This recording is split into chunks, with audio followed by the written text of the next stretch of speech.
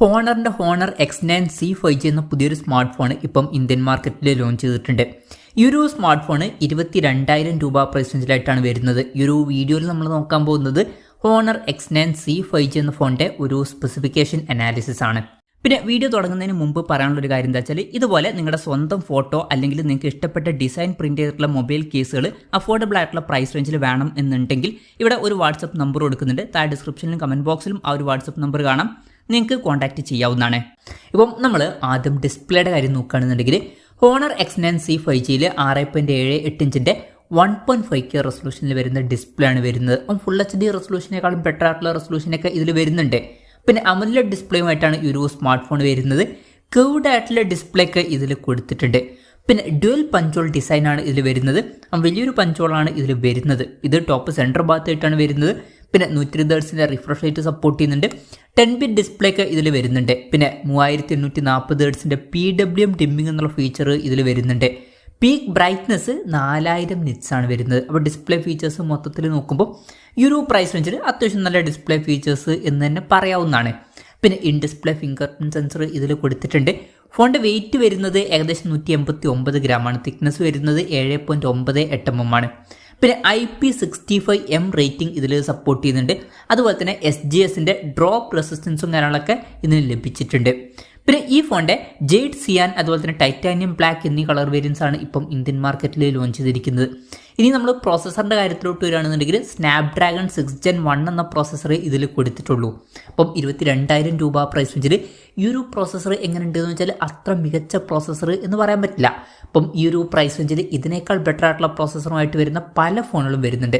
അപ്പം Snapdragon 6 Gen 4 അതുപോലെ തന്നെ സ്നാപ്ഡ്രാഗൺ 7S Gen 2 പിന്നെ മീഡിയാടെക്കിൻ്റെ ഇതിനേക്കാൾ ബെറ്റർ ആയിട്ടുള്ള പ്രോസസ്സറൊക്കെ ഈ ഒരു പ്രൈസ് റേഞ്ചിൽ വരുന്ന പല ഫോണുകളിലും നമുക്ക് ലഭിക്കുന്നുണ്ട്.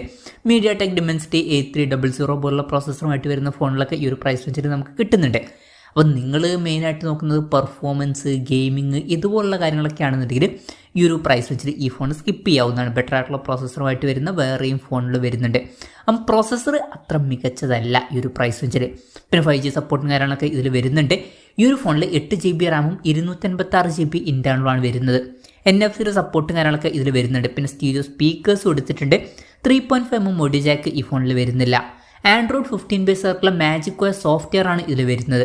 ക്യാമറയുടെ കാര്യം പറയുകയാണെന്നുണ്ടെങ്കിൽ ഫോണിൻ്റെ പിന്നിൽ ഡ്യുവൽ ക്യാമറ സെറ്റപ്പാണ് കൊടുത്തിരിക്കുന്നത്. 108 മെഗാപിക്സലിൻ്റെ 1.75 വരുന്ന മെയിൻ ക്യാമറ സെൻസറാണ് ഇതിൽ വരുന്നത്. OSൻ്റെ സപ്പോർട്ട് ഇതിൽ വരുന്നുണ്ട്. പിന്നെ 5 മെഗാപിക്സലിൻ്റെ f2.2 വരുന്ന അൾട്രാ വൈഡ് ആംഗിൾ ലെൻസ് ഇതിൽ കൊടുത്തിട്ടുള്ളൂ. കുറച്ചും കൂടി ബെറ്റർ ആയിട്ടുള്ള റെസൊല്യൂഷൻ ഉണ്ടായിരുന്നെങ്കിൽ നന്നായേനെ. പിന്നെ ഇതിൽ ടെലിഫോട്ടോ ലെൻസ് ഒന്നും വരുന്നില്ല. ഫ്രണ്ടിൽ 16 മെഗാപിക്സലിൻ്റെ f2.45 വരുന്ന സെൽഫി ക്യാമറയാണ് വരുന്നത്. അപ്പം തരക്കേടില്ലാത്തൊരു ഓൺ പേപ്പർ ക്യാമറ സ്പെസിഫിക്കേഷൻ എന്ന് പറയാവുന്നതാണ്. ബാറ്ററിയുടെ കാര്യത്തിൽ വളരെ കൂടിയ 6600 mAh ബാറ്ററി ഇതിൽ വരുന്നുണ്ട്. അപ്പം നല്ലൊരു ബാറ്ററി കപ്പാസിറ്റിൻ്റെ ഇതിൽ വരുന്നുണ്ട്. 66 വാട്ടിൻ്റെ ഫാസ്റ്റ് ചാർജ് സപ്പോർട്ടും വരുന്നുണ്ട്. അപ്പോൾ നല്ലൊരു ചാർജിങ് സ്പീഡും ഇതിൽ വരുന്നുണ്ട്. Type-C ചാർജിംഗ് പോർട്ടാണ് ഇതിൽ കൊടുത്തിരിക്കുന്നത്. അപ്പോൾ നല്ലൊരു ബാറ്ററി സെറ്റപ്പ് ഈ ഒരു സ്മാർട്ട് ഫോണിൽ വരുന്നുണ്ട് എന്ന് തന്നെ പറയാവുന്നതാണ്. അപ്പം ഇതൊക്കെയാണ് ഫീച്ചേഴ്സിനെ പറ്റി പറയാനുള്ള കാര്യങ്ങൾ. പിന്നെ വിലയുടെ കാര്യം പറയുകയാണെന്നുണ്ടെങ്കിൽ ഈ ഒരു ഫോണിൻ്റെ 8GB റാം 256GB ഇൻറ്റേർണൽ വെർഷൻ്റെ വില വരുന്നത് 21,999 രൂപയാണ്. ജൂലൈ 12 മുതലാണ് ഈ ഫോണിൻ്റെ സെയിലും കാര്യങ്ങളൊക്കെ സ്റ്റാർട്ട് ചെയ്യുന്നത്. പിന്നെ SBIയുടെ അതുപോലെ തന്നെ ICICIയുടെ കാർഡ് യൂസ് ചെയ്യണമെന്നുണ്ടെങ്കിൽ 750 രൂപയുടെ ഓഫും കാര്യങ്ങളൊക്കെ ലഭിക്കുന്നതായിരിക്കും. അതുപോലെ തന്നെ ജൂലൈ 14 മുമ്പ് മേടിക്കുകയാണെന്നുണ്ടെങ്കിൽ 1250 രൂപയുടെ ഓഫൊക്കെ ലഭിക്കുന്നതായിരിക്കും.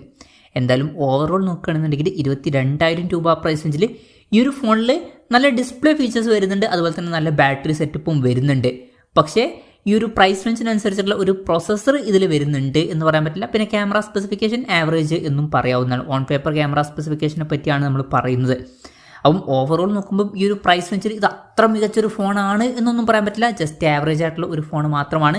ഇപ്പം ഹോണറിൻ്റെ തന്നെ ഒരു ഫോൺ വേണം എന്നുണ്ടെങ്കിൽ ഈ ഒരു ഫോൺ കൺസിഡർ ചെയ്യാം. അതുപോലെ തന്നെ ഹോണറിൻ്റെ തന്നെ നല്ല ബാറ്ററി ഉള്ള അല്ലെങ്കിൽ ഡിസ്പ്ലേ ഉള്ള ഫോൺ വേണമെന്നുണ്ടെങ്കിൽ ഇത് കൺസിഡർ ചെയ്യാം എന്നേ ഉള്ളൂ. എന്തായാലും ഈ ഒരു ഫോൺ ഈ ഒരു പ്രൈസ് റേഞ്ചിൽ വളരെ മികച്ചൊരു ഫോണായിട്ടൊന്നും എനിക്ക് പേഴ്സണലി തോന്നിയിട്ടില്ല. ആവറേജ് ആയിട്ടുള്ള ഹോണറിൻ്റെ ഒരു ഫോൺ എന്ന് മാത്രമേ പറയാൻ പറ്റുള്ളൂ. അതാണ് ഈ ഒരു ഫോണിനെ പറ്റിയിട്ടുള്ള എൻ്റെ ഒരു പേഴ്സണൽ അഭിപ്രായം. ഈ ഒരു ഫോണിനെ പറ്റിയിട്ടുള്ള നിങ്ങളുടെ അഭിപ്രായം ജസ്റ്റ് ഒന്ന് കമൻറ്റ് ചെയ്യുക.